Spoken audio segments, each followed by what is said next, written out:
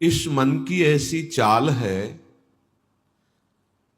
कि जरा सा असावधान साधक हुआ कि लक्ष्य से भ्रष्ट कर देता है। फिर यही मन निरुत्साहित कर देता है, विक्षिप्त कर देता है। इसी के कथनानुसार चले तो इसी ने भ्रष्ट कर दिया। भ्रष्ट का तात्पर्य होता है जो हम लक्ष्य पे चढ़ रहे हैं उससे नीचे गिर जाना। हमारा लक्ष्य है प्रभु की प्राप्ति, जितेंद्रियता, लेकिन ये मन कई तरह से हमें भ्रष्ट करता है। यदि हमारा किसी से कभी कैसा भी संबंध है, कभी ये प्रियता से भ्रष्ट करता है, कभी भय से भ्रष्ट करता है। सामने वाला प्रतिकूल न हो जाए, बहुत ये सावधानी की जरूरत है। ये कभी भय करके, कभी प्रियता दिखा करके प्रियालाल से विमुख मार्ग का अनुसरण करता है।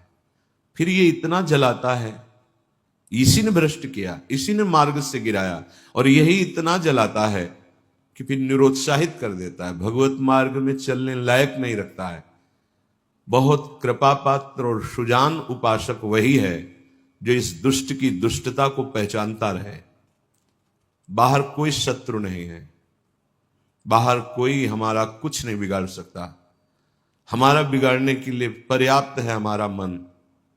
ये मन ही दुर्दशा करे, मन ही इतना नीचता किए हुए है कि हम बार बार शास्त्र की बात सुनते हैं, बार बार सतमार्ग पर चलने का उत्साह बनाते हैं, और ये दुष्ट ऐसी चेष्टा कराएगा, ऐसा संकल्प बनाएगा, फिर गिराकर निरुत्साहित कर देगा।